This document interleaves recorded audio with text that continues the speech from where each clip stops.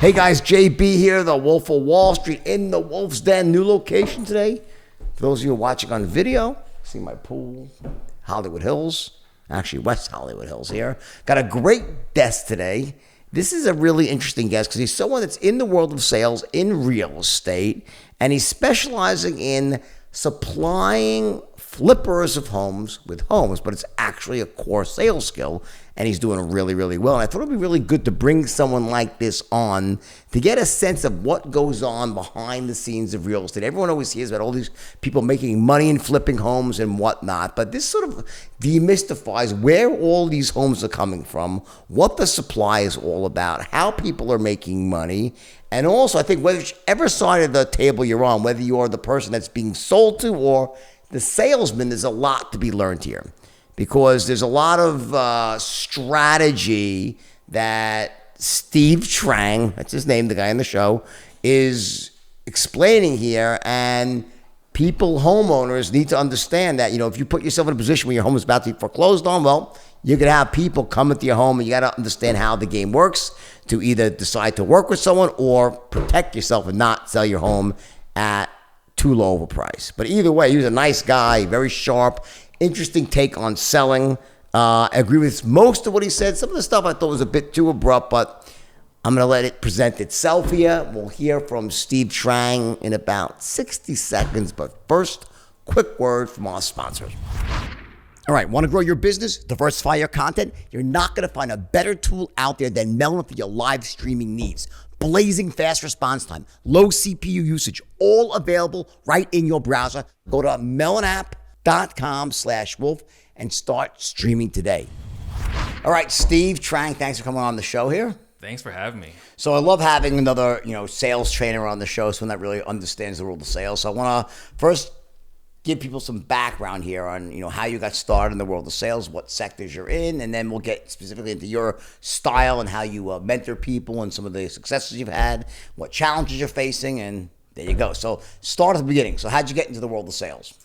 I read Rich Dad Poor Dad, and I wanted to invest in real estate, and along the way I kind of got distracted. So instead of becoming a real estate investor, I became a real estate agent, right? But along that way, you had to learn how to sell. And you can imagine the transition going from engineering to real estate sales. It was a very tough transition. And I screwed up for a very long time. But I worked my way through because we were willing to market however much we needed to market to get business. Right. So I learned I was really effective in marketing for the first 10 years of my business. And It wasn't until recently that I started learning about sales. As I learned about sales, like, wow, this is a whole nother world that no one talks about. It's an art form, or everyone thinks it's an art form. There's an actual science behind it. Right. There's an actual method, a process behind all of it. So I've been geeking out on. In other words, the idea that there's marketing on one side of the equation, right? Sales on the other. Right. Marketing brings people in to the funnel so you can potentially close them using sales, right? Exactly. When did you first come to that realization that if I improve my ability to sell, it will just take my business up to the stars? When was that? Oh man, I always knew it. And what's funny is that for a lot of my career, like I said, I was really lousy at sales. So I would just hire salespeople, right? I would market people, I would get them to raise their hand, get them into their door, and I would send other people that were comfortable pushing the prospect a little harder than I felt pushing, right? Because I didn't feel comfortable pushing. So it wasn't until the last 3 years that I was like, oh wait, there's a way that we can do this where we both win. It's not pushy. Right. We find your solution, we figure out if I can provide that solution, and it's a win-win situation for everybody. So I would say I always knew it. I just didn't know how to do it. So you think it's a misconception, the idea that a salesperson who's effective is to also be pushy? I mean, that's kind of what you think, though, right? I mean, there's a reason why you talk about sales. No one looks up to salespeople, right? Like we're always down there with like the attorneys. We're above attorneys, but not by much. Anyone's above an attorney, right? Right? Yeah. So I think I've said in the past many times, like people love to buy shit but hate to get sold to. Exactly. So the idea is when you're a salesperson is you're helping people make the right buying decisions, but if you're perceived as someone that's kind of ramming anything down someone's throat, probably is not going to end up in a closed sale. Oh, right? Yeah, you're losing rapport the whole time as you're pushing forward. So when you first, what year was it when you first sort of, what, I get it. I've always known intuitively that selling is crucial, but you made obviously a decision in your own life to really become an expert yourself. When was that? It all happened by accident. For me, when I was trying to buy some additional houses, we were trying to wholesale more houses, which is just buying houses at a discounted price and selling them before closing at a higher price.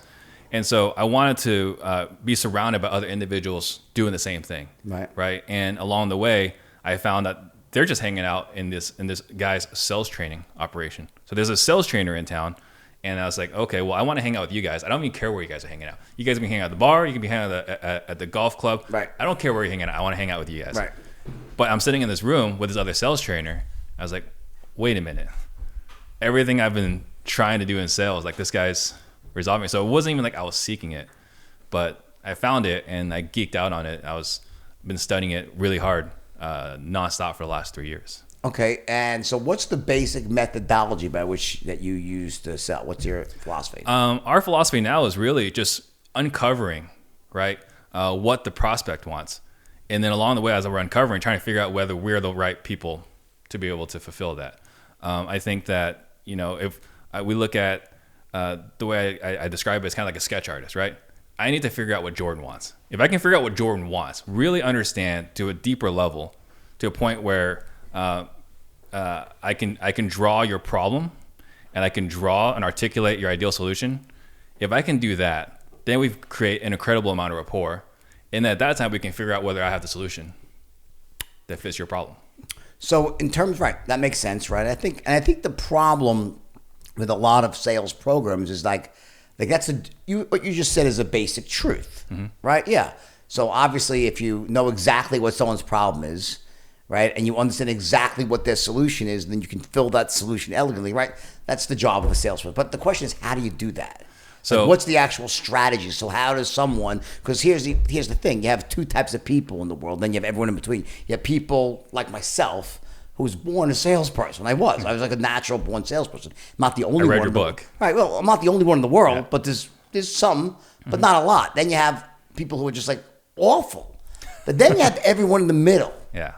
Like at varying degrees of natural talent. Yeah. And the further you go down the talent pool, the more difficult and challenging it gets, because to do what you just said, which is the truth, and I agree with what you said, but it's like easier said than done. How do you do that? So that's the question. Sure. So do you teach the how? We teach the how. So how does the how, let's go start at the beginning of the how. How does the how work? Well, it's just questioning strategies, right? So I think a lot of it is, and we've heard over and over again, the 70-30 principle, right? God gave you 2 ears and 1 mouth for a reason. But just because you explain it at a high level, we don't really know how to pull that information. So one thing we do a lot of is we ask a lot of questions, and we ask a lot of what and how questions versus yes, no questions, which you also see in a lot of sales books. But a lot of the other things we do are assumptive statements. I'll label, it's like, sounds like caught you really bad time, or, you seem really busy. And just making these simple statements, someone will correct you, or, I'm pushing you away a little bit, and you're like, well, I'm not that busy. It's like, you probably got this all figured out. Like, well, so some sort of modified takeaway sale where you absolutely right. Yeah. So you're saying, maybe I'm not the right fit for you. Maybe this is a bad time for you to make them want it more, because people kind of want what they can't have. For sure. So there's a lot of takeaway. There's a lot of asking further questions. Someone makes a statement. The example I use a lot of is someone asks you how long you've been in the business. And for me, the longest time in my career is like, how long have you been in business? Well, I've been in business 8 years. And that was like my answer, right? But when people ask you how long you've been in business, what they really want to know is, are you really qualified to help me? So someone asks me how long you've been in business. Now I ask them, that's an interesting question. I'm curious, like, what brings us up right now? And it's like, well, I want to make sure the person I work with has the ability to actually, buy my house. I said, okay, that makes sense, Jordan. What would you need to see to feel comfortable knowing that I have the ability to buy your home? And they might say, I want to see a bank statement. I want to see a list of houses that you bought. I want to see some testimonials. But now I know what you want, and now I can fulfill that. Versus, I've been in the business 7 years. I've been in business 10 years, which gives you no satisfaction whatsoever. Because, being in the business 20 years means absolutely nothing. There are a lot of idiots that survived for 20 years. Got it. Let's go back for a second. So I want to get a bit more granular here. So you have marketing on one side. Mm-hmm. So let's say that's done well, right? So you have a steady supply of leads coming in, right? So every day you have X number of people you're going to call, And then depending on what your sales cycle is, you might speak to them once, twice, 3 times before you close them, right? Right. All right. So for those people on the first call, do you have a set way to approach those people? In other words, what you're teaching people is like as granular as like, here's the first words that you're going to say to a prospect, or some version of that, or is it more just like say what comes to your mind, and only like at certain say points? What's coming into your mind. Okay. Absolutely not. Right. No. So you believe in sort of the idea of, even though it's face having some sort of script in your own mind, sort of scripted, sort of a best guess of how the sale is going to flow. Yeah. So I think the first off, again, your book, right? The first 4 seconds, right? You got to set a first impression. So I always learn 7 seconds, but whatever it is, right? First few seconds. Well, here's the thing. It's a good point, because I always make a joke of that, because I said 4 seconds in like 1988, and then Harvard said they did a study and it was 7 seconds. So they're probably right, because they did a study, because Harvard can't be wrong. I said, well, I still feel good. I beat him by like 29 years, but but I still maybe it is. It was 4 or 7. I had this with Chris Bach like a lot, by the way. Right. Yeah. Yeah. So whether it's 4 seconds, doesn't matter. The point is, the first few seconds, right? You got to make an impression, right? You got to capture. So the first thing is, right off the bat, when I call you, we're going to call you like you're my buddy, right? It's going to be, hey, Jordan. It's not going to be, hi, Mr. Belfort there? Right. Because, when your friends call you or your mom calls you, it's never, hey, is Mr. Belfort there? Right. Acting all soft. Right. I'm going to call you with confidence. So check. So you call up more of a friendly perspective than the, hi, Mr. Belfort. Okay, right. Agreed, right? So the first thing. Right. The second thing is, I'm going to say, my name is Steve Trang. I was in your neighborhood, probably caught you at a bad time. Okay. And now I was like, well, no, it's not that bad a time. But what we used to do is you used to ask, is now a good time, right? Another classic salesperson move. Right. It's like, it's a bad time. Click. Okay. Right? Or is now a bad time? We learn you want to ask negative questions. Now a bad time. And then you might get some more power there. But now we just tell everyone it's a bad time. Go back a step. So in other words, so explain to me, I guess, just to create context, the marketing strategy that you're using is creating what? It's incoming. How do you deal with that as well? So we do that as well. But what I'm talking right now is cold calling. Okay, so this is a cold call now. So you're just calling a guy that's never responded. Never raised his hand. Okay, got it. Yeah. Good. So we tell them it's a bad time. And this, well, it's not a bad time. What's this about? But now we've got curiosity. And now we've got engagement. And the things we're looking for is pattern interrupts, right? So the first thing I called you, like we're friends, telling you it's a bad time. Now you're like, what is going on? Because we're all busy. Well, maybe not busy, but we got a lot of things going on in our heads, right? We got work, we got emails, we got our cell phone, we got social media, we got all these distractions. And our goal is to get your full attention in the first 5 seconds. Mm-hmm. And once we have your full attention, now we're going to set the expectations for the call. Say, hey, it's going to take about 30 seconds. Can I share with you what some of the other homeowners have told us? And then from that, we can What would relax. this be a call for, just to create context? This is a call for someone that you might want them to sell their house? Is that what this is? We're calling to find people that want to sell their house. So we buy houses, right? So we're calling people that are distressed, need to sell the house fast for cash. That's our targeting market. Got it. All right. So you call someone up and you're like, probably not a good time, right? And you're like, and then you say, you introduce yourself, and then you say what? Can I take 30 seconds, tell you why I called, and you let me know whether we should keep the conversation going? Okay. Do you say in there something like, listen, what you do for a living, or what the perspective is? Why are you calling them? We will. Once they say, well, yes, they say they got 30 seconds, we'll tell them what we called. Okay. They say no. But so at that point, they don't know if you're like a vacuum cleaner salesman or looking to buy the house. They have no idea. Okay. Right.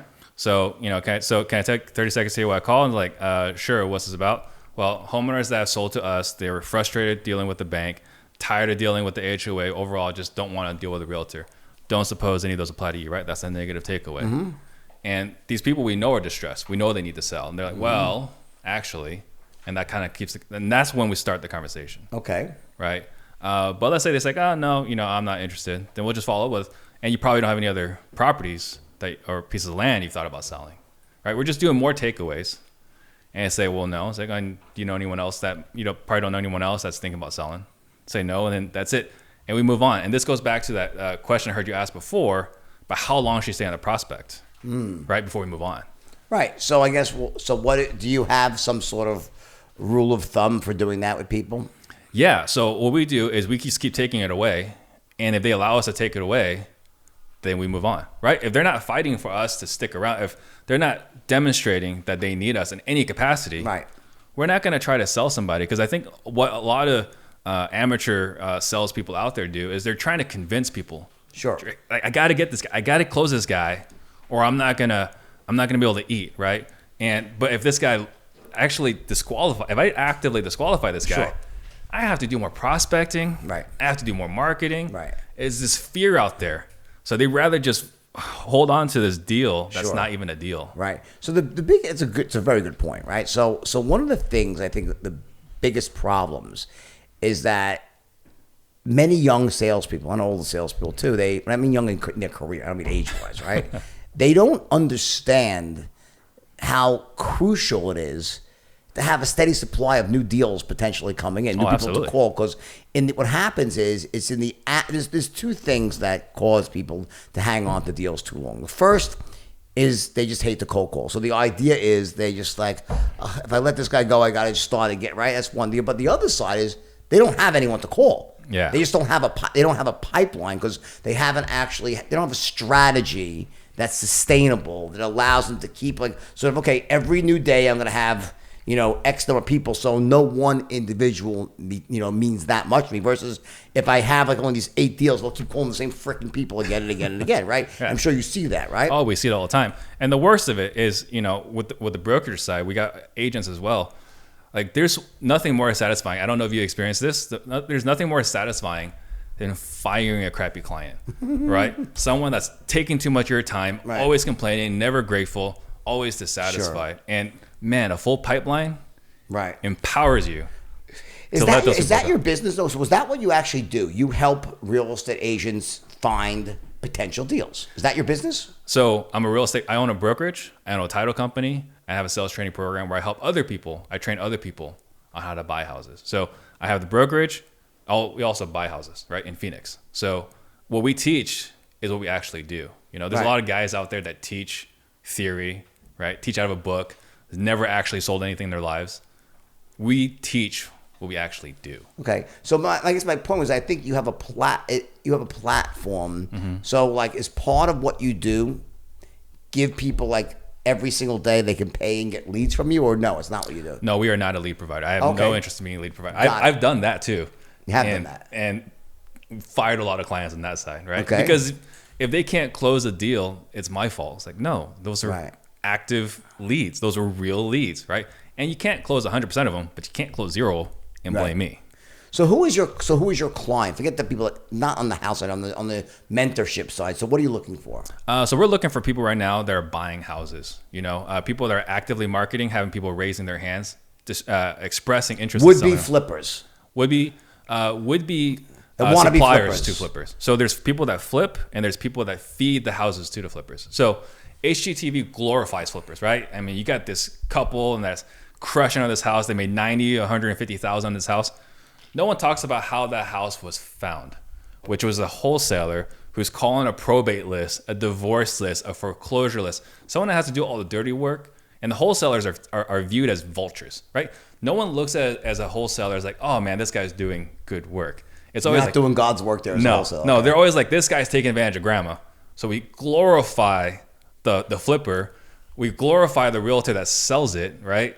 But we're always like shooting that guy that's finding the deals like he's an ambulance chaser. God. Okay. So essentially, that's probably the most important guy at the That's end the of the guy day. that feeds the entire operation. He feeds the title company, feeds the loan officers. So what you're doing is you're going out there and you're convincing people to sell you their homes, and then you're selling that to the flipper? Exactly. Got it. Okay, so Yeah. you're a wholesaler to flippers. Right. Okay. Yep. And what's the average price point of a home that you would look to buy, and how much of a discount to the market does it need to be at? A typical property for us, we're looking at houses in Phoenix. The median home's about $330.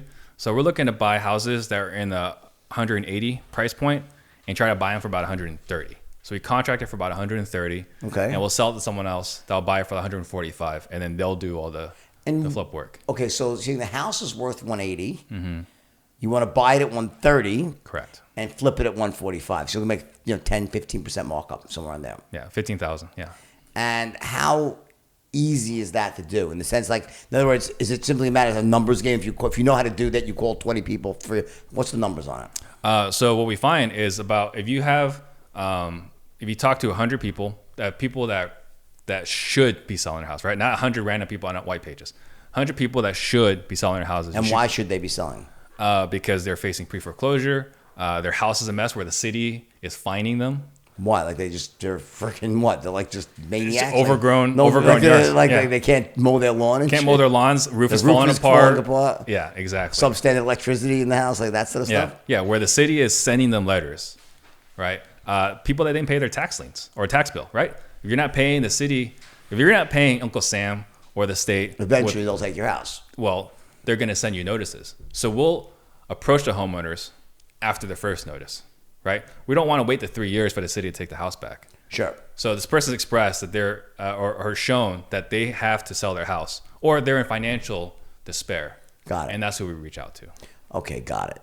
So for every 10 people, say every 50 people you call, how many of them are just not interested, hang up on you? Oh, almost all of them. Okay. Right? Like 90%. So let's go to 100. Okay, so out of 100 people, how many conversations will you actually get into? 10.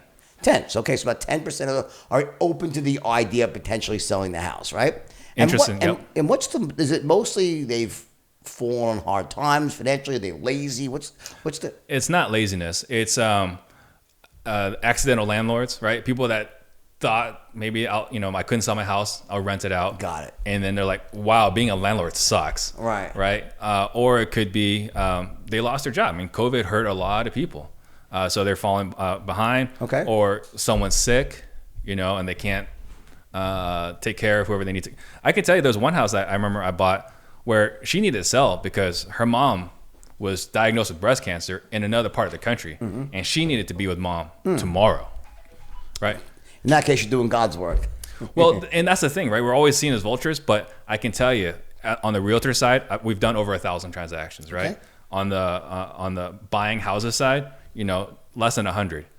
The people that you buy their houses at a steep price, at a steep discount, love you, right? They appreciate you because you help them out of a tough situation. Sure.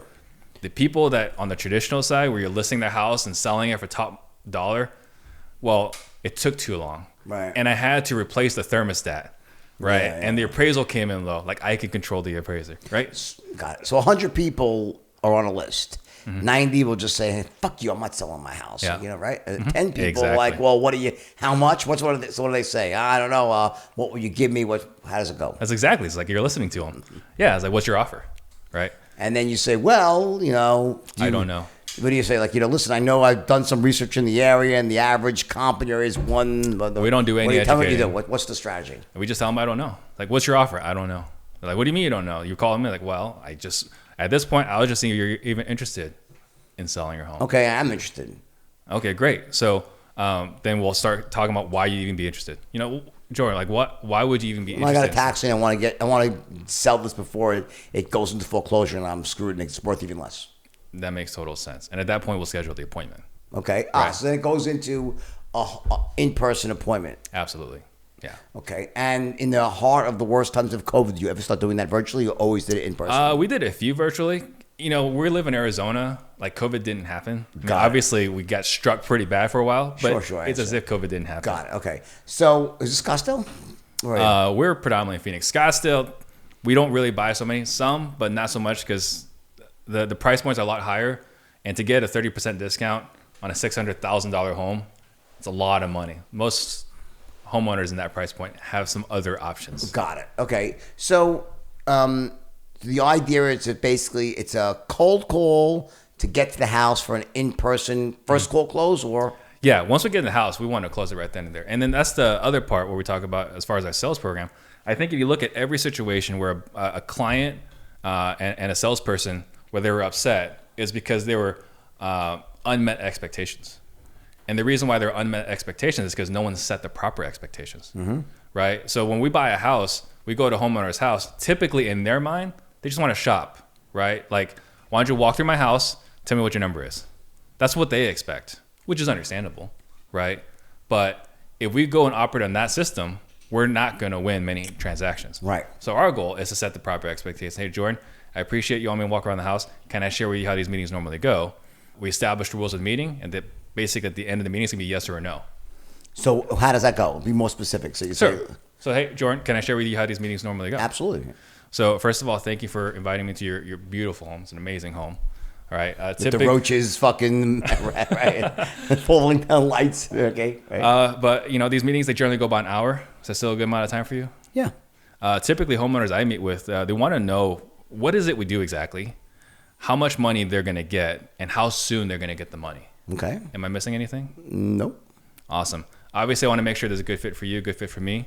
I'm going to be asking you some questions. Some of these questions might come across kind of personal. Will that be okay? Yeah, sure. Awesome. And at the end, naturally, one of two things is going to happen. Either we buy your home or we don't. Either way is totally fine. If at any point you feel like our price is not good enough for you, or you're just not convinced I'm the guy, could you do me a favor? Just tell me no. Mm-hmm. And if I'm not going to buy your home, are you going to be okay if I tell you that? Absolutely. I'll survive.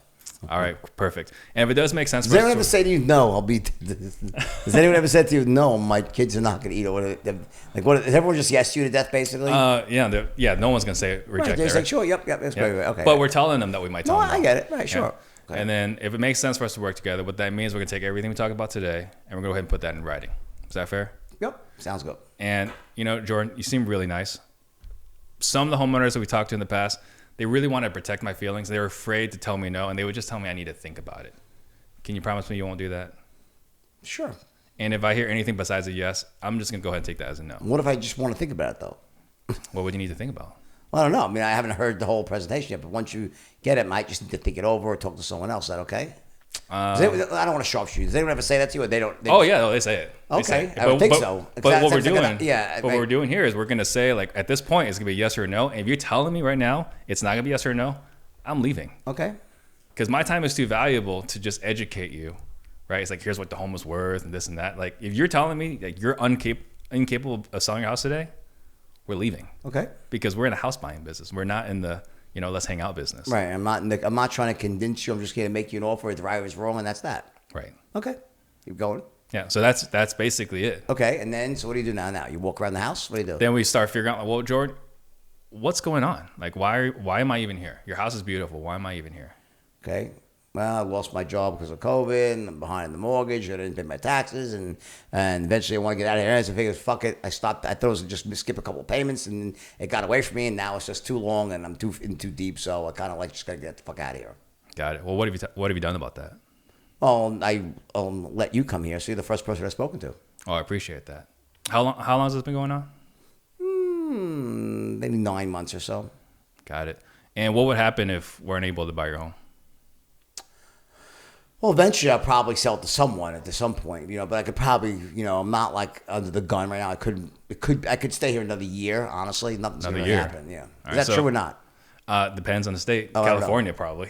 I thought right now there's a moratorium. Yeah, California, you can probably stick around forever. Kill you, right? Yeah, it's a disaster. But in Arizona, landlords that are getting killed. Yeah, but in Arizona, no, you can still get foreclosed on. So I would say, Well, how does it work? How long is the right answer typically? Is it like I can make it another 6 months or a year, or? Well, if we get to this point, you're up against the gun, right? Oh, really? It's that bad for them? Yeah. So for them to meet with someone like us, they're out of options. So what tip? Okay, so let's just I want to keep this role play typical. I want to make sure it's accurate. So, what would the typical person say? I got 90 days left, or what do they say? we walk into delusional. No. Oh yeah, they got the delusional. I'm sure some people delusional, right? Right. So typically when we meet with someone, they've got about a month, 2 months max. Okay, got it. Right. All right. And did they say that or no? Oh no, they keep their cards like they don't know. What do they say? I've got time. Right? Okay. It's like, okay, so they say what I said, right? Yeah, I got time. Right. Yeah, great. So 2 months, 3 months goes by, and you can't sell your house. Like, it's not a big deal.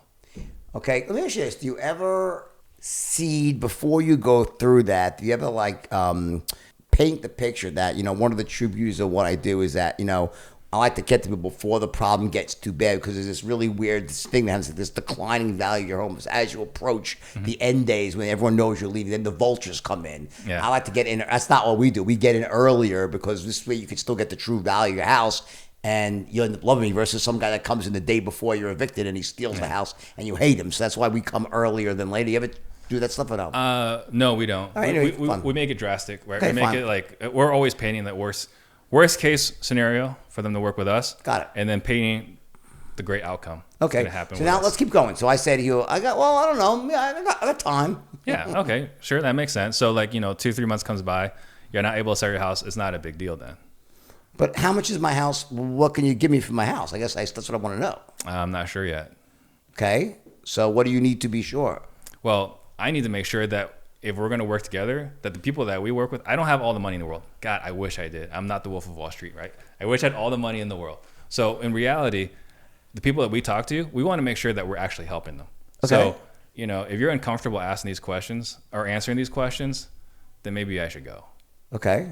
Right. So we want to get them to play along, right? The rules we set in the very beginning. Okay. So we're going to get to the point where it's painful. Like we're going through the scenario where, we're talking about you're losing the house to foreclosure. We'll keep going. Let's keep going though. So we're right in the middle. It's going. So you asked me. I want to keep going because it's really interesting to me. So let's keep going. So 2-3 months goes by, it's not a big deal. You can't sell your house. Right. So if the city takes your house in 2 months and you get zero from the sale, you don't mind. I don't think that's going to happen. I think I have longer than that, but that's just maybe I'm wrong. I don't know. Is that what you think I have? Only 2 or 3 months? I mean, before I came over, I had a chance to look at what's going on, and it seems like the city's giving you 60 days from today. Okay. So, but if 2 months your house doesn't sell, and you get zero from the sale, that doesn't seem like it'd be a big deal to you. No, obviously I don't want that to happen. I just didn't really look at it that way. I don't think that's going to happen. But so you're saying that unless I sell to you today, I'm going to get zero for the house? Not necessarily to me, but if you can't sell it, if I don't sell it right now, I'm going to get zero for the house. If you don't sell it to anybody within the next 60 days, that's what's going to happen. So if I don't sell the house, then don't they have to sell my house, and I get the money for the house when they sell it? Not necessarily. Okay. Yeah, I mean, like the way when attorneys get involved and they're working up the fees, who's going to eat first. Right. The attorney is going to get paid first, right? Okay. We see this all the time. Got it. So, all this equity that you think you have, the other people, the attorneys, they're going to take it all. Okay. So, yeah, I mean, I guess when you say you got time, like how sure are you on that? I mean, I assumed I had about 6 more months, but I don't know. Yeah. And then the situation right here, with the finances, like right now, is it affecting you anywhere else? Meaning? I don't know. Is your wife complaining about this? I have complaints about everything. Okay. But it's not causing any problems at home. No, obviously we're all under pressure here because so it's our house here. We don't want to leave, so we're hoping that something magical happens here and we don't end up having to leave here. Oh, what kind of magic? Just I have some relatives that maybe can lend me some money, or we can renegotiate with the bank or something, or get an extension. That's awesome. So you've already reached out to those relatives? I'm in the process. Got it. Are they really responsive? Some of them are. Okay, so you already got the money secured then. Is this accurate? Does this happen? Yeah, Cool. These are the conversations we're having. I love it. Right. Okay, so let's keep going. So you're basically trying to call them out in their shit. I am squashing, like, I'm sure you've never been to a strip club, right? But you got that buddy. I was married a stripper, by the way. You have that buddy who keeps going to the ATM, right? Who's convinced the stripper loves him. Mm-hmm. What's the best way to stop him going to the ATM again? Take his card. Take his card. Crush his dreams. Right. You've got to crush his dreams, and it sucks, but it's you do it out of love. Right. Right. So what I'm doing is you've got all these outs that you think you've got when you really don't. Okay. And our job is to help you realize, like, those things you've got, they're not as solid as you think. Okay. So that's the reason why we do that. Okay. So what do you say? You think that my best option is to sell the house to you? I'm going to help you uncover that. Okay. Right. So it's kind of like, you think you've got all these different options, and I'm going to help you explore all those options, help you get to the understanding, like, oh, those aren't real options. Okay. And once we get to that point, then it's like, okay, well, I guess I got to sell my house. Okay. And then it's like, please, God, I hope that you can be the one that can rescue me. Got it. Okay, yeah. So let's keep. So in those, how long does this typically take? This process? It could be an hour, hour and a half. I've gone as long as 2.5 hours. What percentage of the people that you get into the home will sell to you? About 1 in 3. 1 in 3. Yeah. Okay, and for the ones that don't sell, but they're still in denial, the question is, are they in denial, these people? Is that really what it is? Oh, yeah. Yeah, they think that someone's going to rescue him. I'll give you an example. We went to this guy's house, and we had offered him 155 or 150. And 2 days before foreclosure, we offered him 150, right? He's like, no, I've got options. Like, dude, your foreclosure's in 2 days. He dicks around. It's a long 2 days. He dicks around, says no. A buddy of ours calls us. It's like, hey, I've got this house. It's going to foreclosure tomorrow. I'll sell it to you for 155. We're like, what's the address? Like, we've been talking to that guy. We're not buying it for you for 155, right? We call the guy back. It's like, look, you're trying to sell for 155. You've got no time. The guy's like, I've got time. We bought it at the auction for 130, right? He didn't have time, but he was convinced that he did. Unbelievable. Yeah. So we bought it for way cheaper because he was delusional. Unbelievable. And then they took his, so he didn't get the 130 though, because it was lawyers' fees involved and everything, right? Yeah, I don't know what he walked away with, but it's not what he thought he was going to walk away with. So essentially, this is basically people that are literally, it's like right, you're trying to catch them right at the end. Close to the end, yes. How much, so what's the tip, how much time does a typical person really have?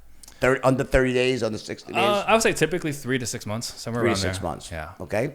So I see what you're doing. So what you're basically doing is that you're essentially forcing them. You're coming in from a position of like ultimate power. Like, I don't really give a shit whether I buy your house or not. Right. Right. I have X amount of dollars. If I don't buy you, I only can buy 4 houses this week. Maybe one will be yours. If not yours, I'm going to buy 4 houses. Buy a this house. Week. So Yeah. you know, someone's going to buy a house. You know, I don't know if it'll be yours, right? So, you know, basically just like, you know, let's just get honest with each other here, and let me just ask you some questions. And the truth is, so when do you reveal what you'll buy the house for? Do you know? Do you know going in? You already know, right? You already know what you're going to pay for it. Absolutely know. Right. Okay. Yeah. So you already know what that number is, right? So we go through. So we just go. This is what we call, you know, the pain, right? We're going to extract pain. We're going to help you relive your existing pain. Got it. Right. And after that, we're going to talk about price. But I'm not going to share with you my price. My goal is to figure out what Jordan needs from the sale of the home. Got it.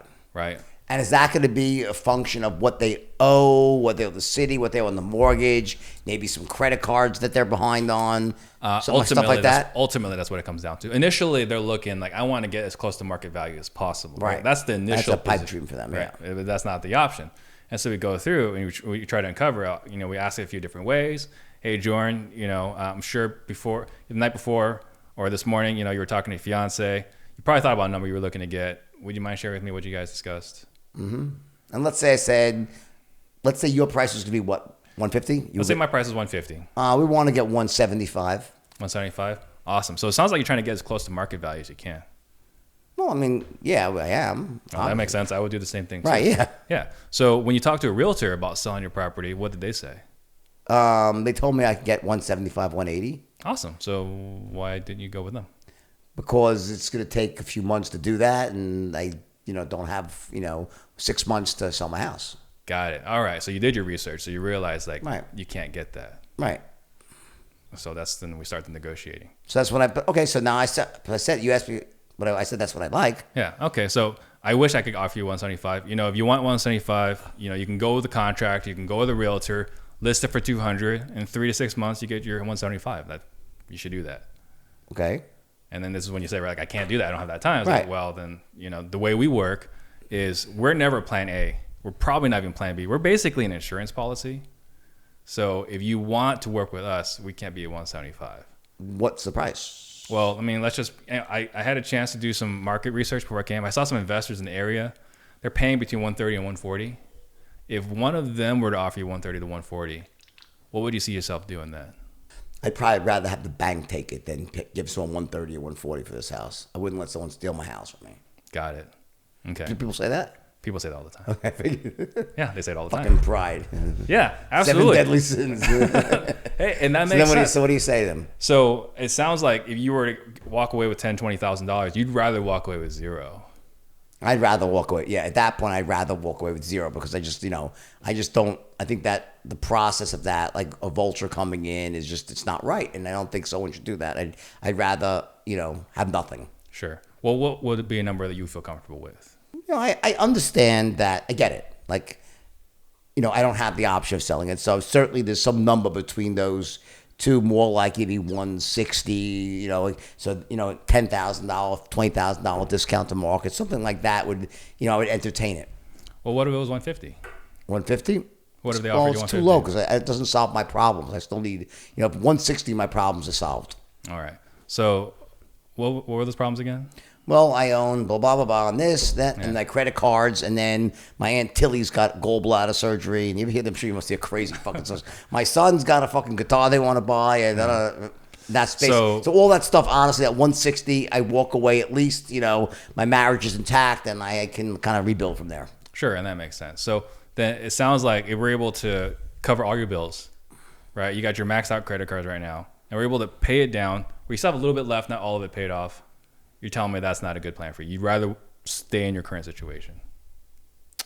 Well, there's two other guys like you, by the way. You're not the only person. I have three people that called me about this. Sure. I guess you guys have. I'm on the list, I guess, right? You're on the list. I'm on the hard case list, right? So I'm sure if I meet with all three of you, after I meet with all three of you, I guess I'm going to take the best offer I get. Okay. So it sounds like trying to get the most amount of money possible. Right. Not the most amount of money that goes in your bank. The most amount I can get from one of the people that's going to buy. Like, I know there's like XYZ company. I spoke to this guy from that company. You're all, I get it. And I don't know. No, I know you're doing your job and everything, but I want obviously the best for me. So I want to see what all three, once I have all three's offer, I'll make a decision. Sure. But it sounds again like you're trying to get the most amount of money. Yeah. Not the most reliable offer. Well, I assume that if someone's going to come here and waste their time and sit with me for 2 hours, and we come to a deal, they're going to have the money. So Okay. Wouldn't that be great? it would be great. Yeah. So I was talking to Julie, I actually met with her a couple of months ago, and she went with someone else who was higher, which, makes sense. But, her house was packed. She was in her U-Haul, ready to write the next chapter in her story. And she called me crying. You know why she called me crying? Why? That higher offer disappeared right before close of escrow. So how do I know your offer is not going to disappear before escrow? What would you need to see? I would want from anybody, whichever offer I want, I'm going to want to have, the proof that the funds are available. I'm going to want to have myself protected as much as possible. Sure. So if I can give you that, you feel comfortable? I would, yeah. I'm going to want that from all three. Okay. And so if you don't get it from the other two, then Well, if I didn't get it from, yeah. If the other two offer me 155, and you offer me 150, but they won't put anything in writing or give me this something, I'd go for 150. But again, I need to see all three offers and see what each one's offering because you all guys all say the same thing. sure, we all sound the same. Right. So well, you sound a bit nicer. I like you, but still, again, I understand. I got myself into this situation here, and but I need to make sure that I'm to get my money, and I don't see why you'd be any better than the next guy unless there's a reason for that. So I don't know. I may have misheard. Did I hear you say 155? That's the number that you feel comfortable with? I said if two people came in at 155, I'd like to get 160. I'm just saying hypothetically, if two people came in a bit higher than you, but let's say you came in at 150, you had a certified check from the bank, right? And I knew that was real, and they were saying I'll pay you next Tuesday. I'd probably go with you. So what I want to do is I want to get all three offers and see who's all together has got the best package, and that's what I'm going to go with. Sure. You seem like a really sharp guy. Here's what I want to do. You have a pen and paper? Sure. And I would just ask you to write down a list of questions because at this point I'm going to bounce. You are. Do people do that to you though? What's that? Like, am I? No, this is normal. This is normal. Normal. I'm trying to keep this as normal. Yeah. No, I'm not trying to be normal. a dick. I'm trying to be I want people to hear this. I think it's really helpful for salespeople because you're doing a good job so far. I'm just trying to see where does it, like when you get to these this is probably the ones where so here's the thing. What I see with salespeople is average people can close the easy ones. Yeah. But the question is, what about the ones that are a bit tougher and they start to push you? How do you get around those? What's the strategy to close those? Yeah. So in this instance, I would just give you what we call we scorch the earth, right? So I'm going to start giving you a bunch of landmines. So when these two other clowns come in after me, they're going to get blown up and you're going to be calling me back. Tell me. So I'll say, hey, Jordan, make sure whoever you talk to has a $10,000 non-refundable earnest money deposit. Stop. Listen. So number one, is it fair to, so what of the three, you said you closed one of three, right? Yeah. So let's say you get into 10 homes, you're going to close three, more or less. Yeah. Right? Okay. Of those three, of 100 homes, you're going to close 30. What percentage close on the first call versus subsequent callbacks? A majority for us close in the first call. What percentage? I would say 80, 70, 80. Okay. So the vast majority close there, right? And so how far, this is a really interesting point, how far do you push it before you say, you know what, obviously you're not ready, you're in denial, or, you need to see other people. I just really hope that, honestly, I only can buy a couple of houses each month, all right? I only have one or two. I have a few people, I might not be around. So my offer, do you say my offer expires today or no? No, I don't say my offer expires because But I just can't guarantee. You call me tomorrow, my money might be spent. I might be gone already, right? Yeah. Is that what you do? Mm-hmm. Okay. Absolutely. How often, is there a certain strategy you use? Like, do you have a set strategy? Like, if it gets to this, here's what you do. Yeah. Like, say exactly this, get up and walk out, or almost start walking through the door, or. Yeah, the doorknob closed. Yeah. Right? So we just it sounds like it's over. Yeah. It doesn't look like that we're going to be able to come to terms today. Well, I wish we could, but it just seems like, you're not kind of being flexible enough, so. Yeah, I wish I could pay more, right? I wish I could. So reality is, what you need, we can't offer that, so it sounds like it's over. All right, well, listen, thank you for coming by. I appreciate it. And listen, if the other ones fall through or your turns out to be, I'd like to be able to call you back. I would love for you to call me back. I just don't know if I'll have the money then. Okay. And then this is when we give you a list of questions to blow up the other. Okay, so what would the questions be? Make sure you get an earnest money check for $10,000 that's non-refundable, right? Which no one offers that. Would you do it? Absolutely would. Yeah. So, if we contract, we close 100% of our deals. We don't do this thing where we contract somebody and we cancel, which is unfortunately. Does it happen a lot? It happens a lot in our industry. So we close 100% of our deals that we contract. So we have no problems putting 10,000 earnest. So right? do you tell that to them up front, or? We'll tell that to them if we can't get a deal. Got it. So it's like, okay, it sounds like it's over. Let me, you seem really nice. I want to make sure you're taken care of. I don't want anyone else taking advantage of you. And then we'll give you these lists of questions. So 10,000 non-refundable, proof of funds with their name on it, right? That there's today when I walk through your home, this was my inspection period. No one's walking through after me.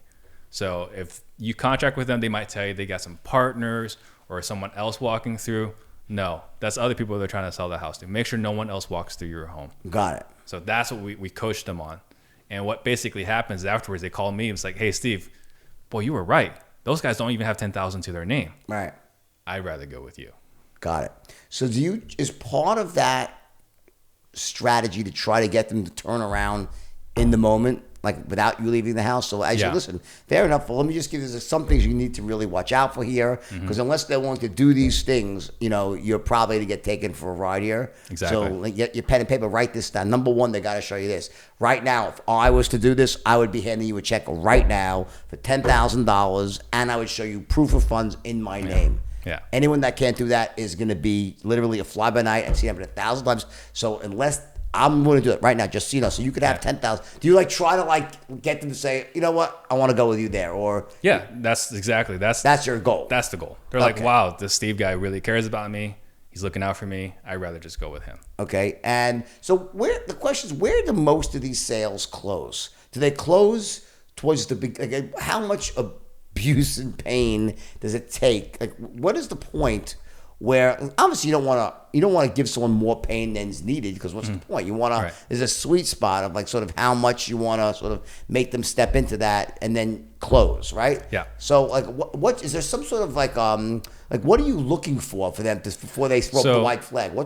We're looking for I'm frustrated, I'm exhausted, I'm tired, pissed off. We're looking for those kinds of words, right?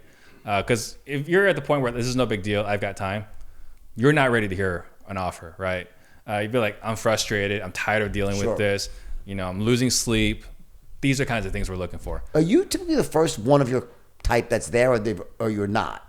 How? It's complete random? toss-up, yeah. Yeah, because we're in Phoenix, which is one of the most competitive markets for buying houses. I mean, all the freaking iBuyers are there too, right? So we're not guaranteed to be the first. Our goal is to be the first, but everyone's marketing to these people. So there's no guarantee when we'll walk in. What do you think are the biggest mistakes that salespeople in your industry make? When let's say they get to the house, right? Mm-hmm. Where does the problem start? So the two biggest mistakes is not setting the expectations, right? Here's what's going to happen. Because if you don't set the expectations, how this process is going to work, then what's going to happen is the homeowner has this idea. Why don't you walk through my house, give me a number, I'll call you back in 2 days. And you see what happens. Like, how many times have you been in a situation where like you submit an RFP and then you won the deal? Right. It's not the best way to play the game. Right. So that's the first thing. Second thing is giving the price too early, right? And for me, I'm a transparent person. I'm an honest person. I want to give you the number. You ask me the number, I want to give it to you. But I can't because we have to play this dating game. That's what sales is. It's dating, right? And so I see a lot of newer people give the price too early. And what happens if you give the price too early? You haven't built rapport. They haven't gotten emotional. So it's entirely intellectual. And so what happens is, the way I like to describe this is like if you were to go today, you go see your primary care physician, and you go in there for back pain. It's like, doctor, my lower back is hurting. I don't know what I did. He's like, no problem. Come back tomorrow, 3:00. We'll operate. Like, what? You'd freak out. You would get another pain. I've had that happen. Yeah. So you want a doctor that cares. They're going to ask you, well, what's going on? How long has this been happening? What do you do to fix it? Same questions I asked you earlier when you're talking about missing your mortgage payments, right? You want someone to ask these questions because asking questions demonstrates that you care, but also as they're talking more, they feel like you understand. Sure. How about the tonality in which you ask questions? Like, what type of tonality are you using with them? Are you focusing on that, or? There's a lot of, just to borrow very generously from Chris Voss, a lot of late night FM DJ voice, a lot of downward inflection. Sounds like you're frustrated, might be giving up on there. Right? There's a lot of downward inflection by design, because some of these things we say with the wrong inflection can totally trigger a person and destroy all rapport. For example, sounds sarcastic. You probably got this figured out. It's like, well, back off, buddy. It's like, if I say, well, Jordan, it sounds like you got this figured out. Right. It's like, well, no, I don't have it figured out. Right. So it's just same words, but one said with empathy, one said like a smart ass. Smart ass gets thrown out the door. And how about the order in which you ask? Do you have like a certain order which you unpack your questions? Absolutely. So it's, tell me more about it. What have you tried to do about it? When's the last time you experienced it? What have you done to fix it? How did that work out? What else have you tried? Who else knows about this? Especially talking about foreclosure. Who else knows about the foreclosure? Right. How's it affecting things at home? Your wife, what's your wife saying? When your wife saw the foreclosure notice stapled to the door, what did she say? Right. Got it. So so in your industry, so you're just dealing in Phoenix?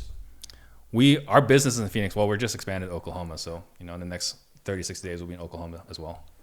Okay. Yeah. And are you looking to hire salespeople, or you want to hire, so what are you looking to hire people to do what?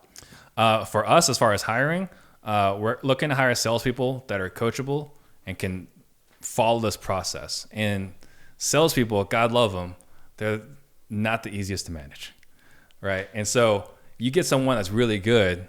What we tend to see is the person that's a great salesperson tends to also be entrepreneurial, tends to have shiny object syndrome. Right. And so when you hire them, they'll be good, and then they'll be your competition. Right.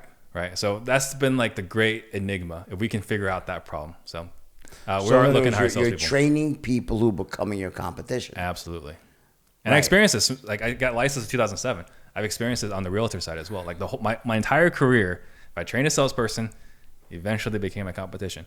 You just accept that. Have you ever tried to train people to become your competition? I actually had a guy who said during the interview, it's like, where do you see yourselves in 12 months? Like in 12 months, probably competing against you. It's like, I love this attitude. Right. If you'll come in here and have you ever tried doing that? Like in other words, have you ever thought about promoting that? Well, no, like if it's happening to you automatically, like making it into like, I'm going to put you in business and take a third of your action and make them sign, get them working for you under a revenue split type of thing. Or there's not enough margin in there for you. That's a good idea. We haven't tried that. We haven't given that approach. Something we'll check out. I would think that like there are some industries that are just like that, where if you try to hold someone down, they're just going to leave you, right? Right. Yeah. You can't try to hold something down. Non-competes are barely enforceable. Yeah. So, for example, like in the brokerage business, if you try to make someone, all right, I'm hiring you as my cold caller, and you're never going to be a stockbroker. It's not going to, how long can that last before someone's going to be a stockbroker too, right? Right. So what you typically do is you give someone an ascension model. Yeah. Right? So you allow them to come to work for you, and they, they're like in the beginning, they're at the lowest level. They slowly start, after X number of deals, they get to a high level of revenues, but eventually you could maybe extend it and get a few years out of someone, then rather than make them competition. Say, how about this? Why don't you move to another market and I'll set you up and we'll open up an office together and we'll split it 50-50. And you have people that are killers that you train now running your business for you in other markets. So you have 10 markets you're in. You know, it's funny. This is an actual conversation we had last Friday because one of the guys, members of my organization, suggested this idea to me. So, Steve, why don't you have 10 people come work for you? Why don't you? And then whichever one you like the best, partner with them. It's like, that's does this industry, I think you should. Does this industry function in a down market? Absolutely. It does. It's more profitable in the down market. Why is that? Because people get scared, right? You know, I can't remember who said it, but you know, when the blood is in the streets, buy real estate. Right. So when everyone's scared, because like right now everyone's thinking, oh, you can make money in this market because the market's appreciating. When the market's depreciating, I experienced it. I started in 2007. When the market's depreciating, everyone's scared. And if everyone's scared, then the homeowner has to sell it for a steeper discount. So guys, right now, we're trying to make $15,000 on a wholesale transaction. Back in the day, people were making $40,000 regularly on a wholesale transaction because right now you're trying to buy a house for about 75% of market value, approximately, right? Back during 2007 through 2009, targeting 45 to 55% of market value. It's a lot more margin because there's a lot fewer people trying to buy it. Money is tight, right? Like they're printing money like it's going out of style. Unbelievable, right? That was not happening in 2007. Does that scare you at all, by the way? It terrifies me. So for the first time ever, I shared this with a few friends. For the first time in my life, I'm actually fearful that the American dollar is going to be, it's not going to be the gold standard, right? It's interesting, right? Yeah. One would think that, you know, there's only so much money you can print, but they can print more. Well, I mean, it's like this idea that, like, you know, how far can you kick the can down the road? I mean, the Federal Reserve has become experts at seemingly kicking the can down the road forever, right? Well, if only there was, you know, some sort of history, maybe in Germany or Argentina or somewhere other in the past 100 years where we can see what happens when you print money. So the difference, I'll tell you what it is. There's a couple of things that are supporting it. Number one is that the U.S. dollar is the reserve currency for the world. So when you're the world's reserve currency, for now, it gives you certain liberties, so to speak. Right. Also, there's like, I don't know if you ever saw the movie Argo. It's a really funny movie. Yeah. It's this Ben is Affleck? the best bad option. Like the dollar's the best bad option there are. Like every currency's inflated and overprinted. So it's almost like in the world of shit, which is the least shitty shit, basically, right? Yeah. And then the only alternative maybe would be the yuan, but who the fuck wants the yuan? Because then, you know, if your social credit score drops below a certain point that they think is the right score, your digital yuan is now not in your account suddenly because it was never there to start, right? So that's, I think, part of it. But you're right, no, it's a terrifying thing. Do you see? So you're just strictly in this vertical of real estate? I am in real estate, and I'm happy in real estate now. I think I need to start diversifying. You know, I got a lot of friends in the real estate world doing really well in real estate, looking really hard at crypto. And so for me, it's like I'm in a mastermind. Everyone here is a lot smarter than me and making a lot more money than me. And they're all diversifying in their crypto. They obviously know something. I should take it more seriously and investigate it, which I'm finally starting to open that door. Got it. Well, listen, like anything else, you know, everyone's a genius when something's going up. So crypto's going up, so everyone's going into crypto, right? So I think that it's smart to be in real estate, by the way, because I think if you look historically, people make fortunes in real estate. Real markets go up, markets go down. But if you know what you're doing, you have a way of making money. It's definitely. I wouldn't abandon it for. Let's just say, I'm not saying you shouldn't diversify, but I wouldn't abandon it because people are making money in crypto. I mean, by real estate, 30%. I mean, it'd be really hard to screw that up. 30% off. It'd be really hard to screw that up. Are you looking for people to train? So what's your business right now is based on what? I have your own business where you make money. Is there another business you have where you're looking to bring people into mentor? Yeah. So one thing I'm looking at is I want to diversify as far as the sales training component. You know, right now we do really well on the real estate sales training, right? How to buy houses at a lower price. But there's only so many people in real estate, right? I mean, it's a pond. I'm doing really well in that pond, but the pond is a certain size, right? Whereas the rest of the country, there's 350 million people. I think we were trying to look up like how many entrepreneurs there are in the United States, and there's a lot, millions. Yeah. Right. So the pool of potential buyers for a $97 a month product, whatever like that, is huge. Right. And so look, what I'm looking to eventually diversify into is having a sales training platform for someone that maybe runs a medical practice, right? Runs I don't know, stereo repair, not a car wash, but something where they can't afford to spend thousands of dollars on training. Got it. Right? We're trying to fit a window for someone that needs sales training, recognize they need sales training, but can't afford to spend how much sales training normally costs. Awesome. So what's the best way for someone that's listening to reach you? What's yours? The best way is on Instagram, Steve Trang, STEVE.TRANG. That's the best way to get a hold of me. We also have our YouTube channel, Real Estate Disruptors. But yeah, Instagram is definitely the best way to get a hold of me. Everybody, listen, check him out, Steve Trang. Listen, I've grilled you. I like the style. Listen, I think that a lot of this is also to come down to the person really mastering the art of, tonality, asking the questions. So I'm sure there's a lot more as you go deeper into this thing, into the trading, but there is. Like it. I think it's a great thing, and I think you should start expanding by getting people to kind of work for you and set them up. Don't make them force them to leave. Set them up to leave, but take a piece of it, Yeah, no, that makes total sense. All right, buddy. Thanks for coming on the show. Thank you very much. Take Appreciate care. it. You got it.